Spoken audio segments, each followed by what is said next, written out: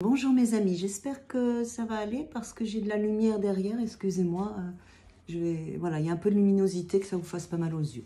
On continue, libérez-vous.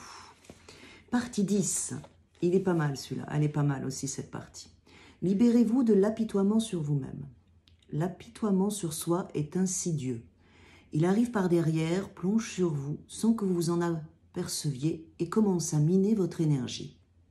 Une fois installé, il est difficile de s'en débarrasser définitivement. Comme la mauvaise herbe, il faut sans cesse l'arracher. C'est vrai. Et dès que vous relâchez votre surveillance, il vous saute dessus et vous empoigne à nouveau. L'apitoiement sur soi n'a pas grand-chose à voir avec l'environnement ou la situation dans laquelle on se trouve. Il peut vous envahir alors que vous vous sentez bien, dans un cadre agréable, avec autant de violence que si vous vous étiez trouvé dans un endroit sordide, le moral à zéro. Heureusement, on le sent toujours arriver. D'abord, on s'aperçoit qu'on ne se sent plus bien. Ensuite, on a envie d'être ailleurs, en général en compagnie de quelqu'un d'autre, autre que la personne avec laquelle on se trouve, et de faire quelque chose de différent ou différemment. Puis le corps se crispe, à force de résister à ce qui lui arrive.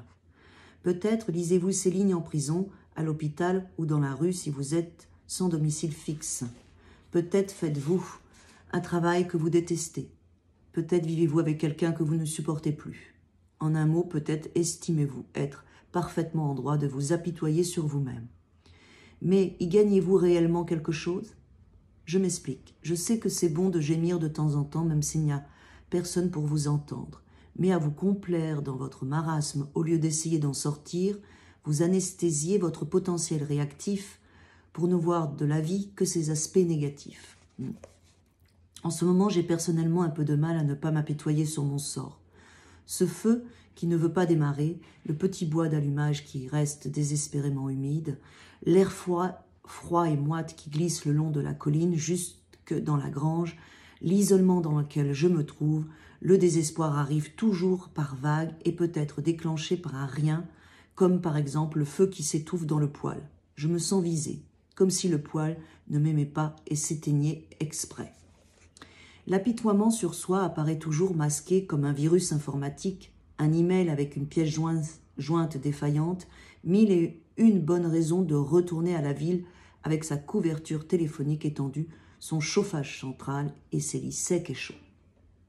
Mais je remarque que quand je fais le grand garçon courageux, par exemple en m'acharnant sur le poêle pour lui arracher une flamme respectable alors que je préférais de loin être en train de travailler au dehors, dans le crachin, à faire quelques mouvements de gymnastique chinoise pour me réconcilier avec la magnificence du paysage, eh bien mon amour-propre reprend des forces et je suis heureux de remettre à plus tard mes projets d'évasion. Au fait, je vous promets que les anecdotes personnelles que je vous raconte au fil des pages ne transformeront pas cet ouvrage en un de ces horribles guides pratiques californiens où l'auteur raconte sa vie insipide en alignant des anecdotes plus ennuyeuses et inintéressantes les unes que les autres, au point de décourager le lecteur le plus motivé. La première chose à faire pour se libérer de l'apitoiement sur soi, c'est de le voir arriver. Ensuite, il s'agit de garder son sang-froid. Ne l'insultez pas et ne lui demandez pas avec virulence de partir sur le champ, car ça pourrait le fâcher. L'apitoiement sur soi est beaucoup plus intelligent et puissant qu'on ne pense. Soyez plutôt bienveillant et déclarez, main sur le cœur, cet apitoiement sur moi ne me pose aucun problème tant que je le trouve agréable. Cet apitoiement sur moi ne me pose aucun problème tant que je le trouve agréable. Cet apitoiement sur moi ne me pose aucun problème tant que je le trouve agréable. Cette attitude pourra pour effet de désorienter l'apitoiement sur soi et de montrer qu'il est le chef et qui décide. En ce qui me concerne, je n'ai rien à gagner à ne pas apprécier ma présence ici, même si les conditions sont difficiles. Je n'ai donc aucun intérêt non plus à souhaiter être ailleurs, ni à vouloir inviter quelqu'un pour me tenir compagnie alors que je n'ai aucun signal sur mon portable. Par conséquent, plus vite on choisit de se libérer de l'apitoiement sur soi, mieux cela vaut pour tout le monde, y compris pour l'apitoiement sur soi qui est alors libre d'aller là où il lui sera fait un accueil meilleur. L'apitoiement sur soi, comme tout sentiment de manque ou de privation, semble apparemment provoqué par les circonstances extérieures. En réalité, il résulte d'une faiblesse de la rate. La rate est chargée de s'assurer que l'on est suffisamment nourri, pas seulement de ce qui se mange, mais aussi de ce qui se vit. Donc, quand la rate est bien réglée, on se sent satisfait, quelles que soient les circonstances, et lorsqu'elle est dérangée, on se sent insatisfait, même dans une chambre d'hôtel luxueuse, propre et bien chauffée. Pour stimuler l'énergie de la rate de manière à atteindre un équilibre, commencez par enfoncer le bout du doigt de la main droite sous les côtes de l'abdomen. Aidez-vous de la main gauche pour appuyer davantage et pousser jusqu'à ce que vous ayez le souffle légèrement coupé. Maintenant, maintenez la pression tout en respirant régulièrement, profondément et calmement. Essayez de vous détendre au maximum.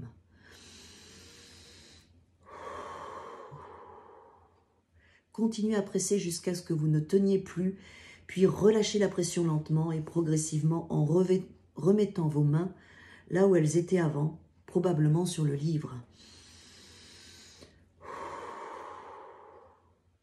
Ensuite, repérez la bosse saillante à l'intérieur du pied, à la base du gros orteil, là où on développe parfois un oignon.